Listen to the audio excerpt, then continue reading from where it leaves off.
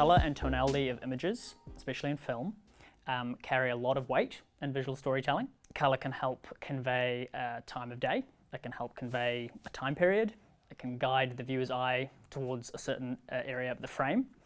But it can also just help convey a general mood. It can help sort of reflect the atmosphere that the filmmaker is trying to create.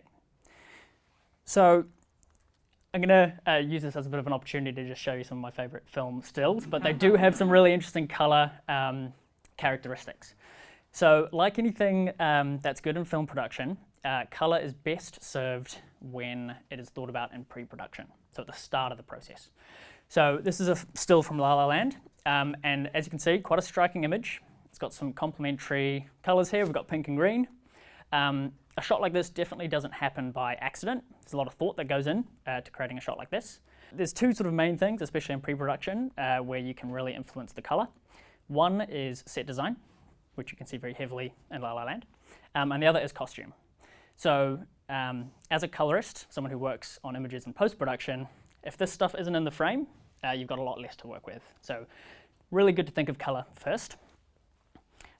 What happens after pre-production considerations is you go into set, and that's where the director of photography is in charge of lighting and framing the scene.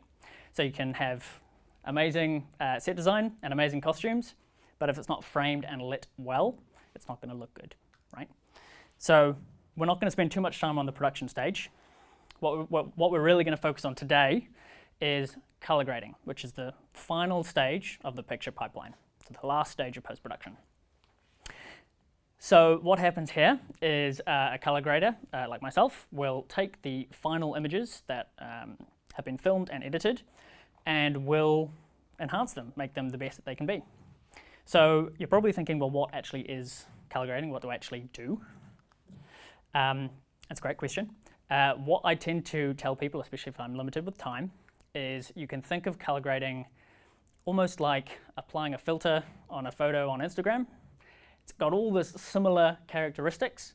When you apply a filter on Instagram, you're looking at your image, you are analyzing the image, you're imagining what it could be, and you try a variety of different looks and styles on the image to see if you can enhance it and inevitably create a better photo, right?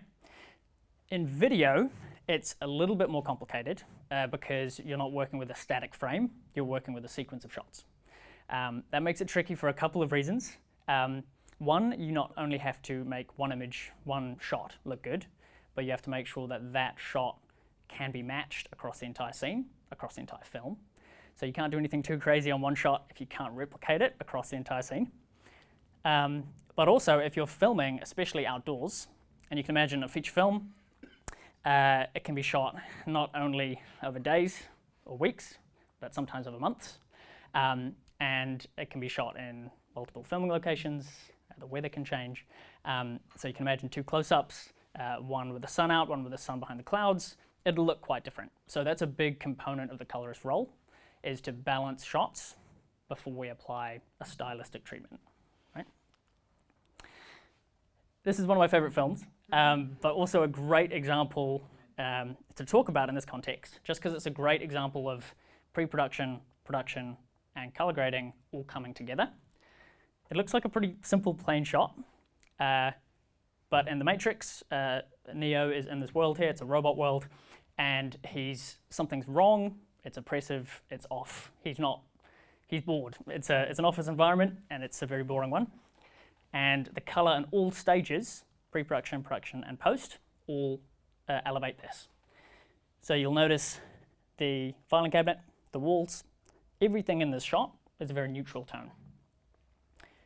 The framing is tight, it's top-down lighting, very normal, not very cinematic. Again, helping that storytelling of Neo's in a boring office, he's not happy. And finally, in the color grade, Peter Doyle was the colorist on this one, and every shot where Neo's in the Matrix, it has a really green tinge. I'm not sure whether you can see on this projector, but yeah, very green across every shot of him in the Matrix. So a really good example of color grading enhancing a really good shot that's been planned in pre-production and production. And I just needed to include a shot of The Social Network because it's a beautiful film. Cool. So I'm Luke. I'm a freelance colorist. I'm based here in Wellington. I'm from Wellington.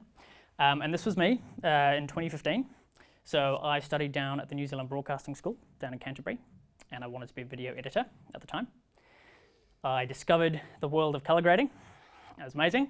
I didn't look back. I spent 2 years up in Auckland learning my foundational post-production skills, and then I moved up to the UK where I spent 2 years working as an assistant. Fast forward to today. I'm a freelance colorist here.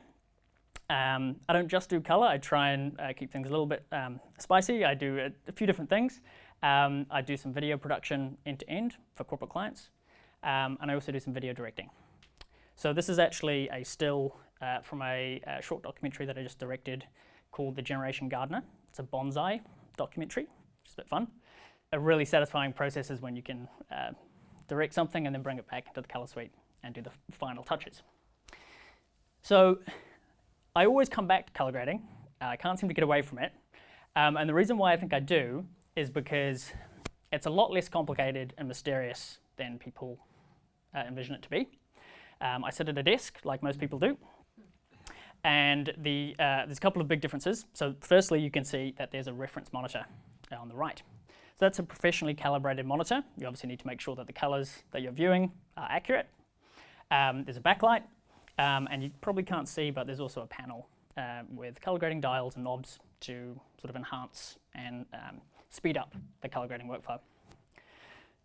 So if I was a colorist working at a cinema, I would have a cinema projection, but nothing else would change. So what happens as a colorist, I receive a timeline from an editor. So the film has been filmed, the editor edits the shots, and they deliver that to me in a timeline, so shot A, shot B, shot C. And from there, I will color grade each individual shot, and I can also make timeline-wide adjustments that will affect every single shot in the film.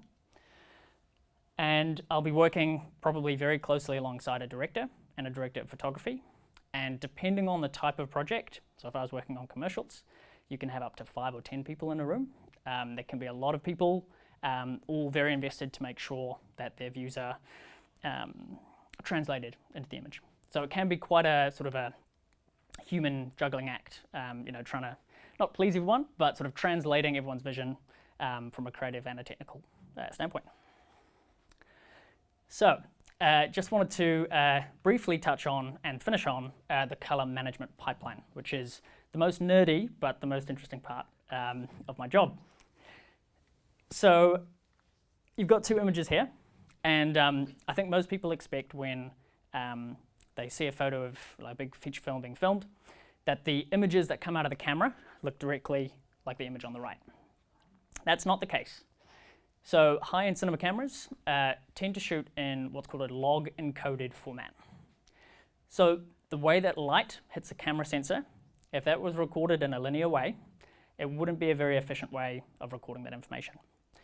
So to fix that, camera manufacturers come up with logarithmic encoded transfer functions, which basically bend the curve and try and keep as much information from set in the file as possible. So what this means is there's a bit of a challenge for the color pipeline, because as you can see, that doesn't look like a very healthy image. That's just because it's being viewed on a screen in a color space that it's not expecting, right? So the end viewer is never meant to see that first transfer function image. So what happens is we take the log encoded format, we bring it into a large working color space where we have lots of room to push the image and play, and we do a technical conversion to make it seem a little bit more normal than that flat, desaturated image. And then from there, we can do our grades. And when we've finished our grades, it'll look something like the image on the right. Now, what's really great about working in a color managed pipeline is that we can take the big working color space that we've been doing all of our grade adjustments in, and we can export it out to different deliverable formats. So in a modern pipeline, you'll be delivering for cinema, you'll be delivering for Netflix, you'll be delivering for maybe broadcast television. Each of those platforms have different deliverable formats, different color spaces, and that's part of the colorist role as well, is to help facilitate that and make sure that you've managed the color pipeline efficiently in order to, do your final exports throughout all of that. So that's sort of where I wanted to leave the talk. And to answer the question, why do films look so good? I think that it's because across every stage of the pipeline, from pre-production all the way to color grading, there's lots of people who care a lot about what the image looks like. So if you whip out your phone and you film something and you're like, oh, this just doesn't look like the movies, don't be alarmed. The people who make films have a large team to make images like this look good. Thank you.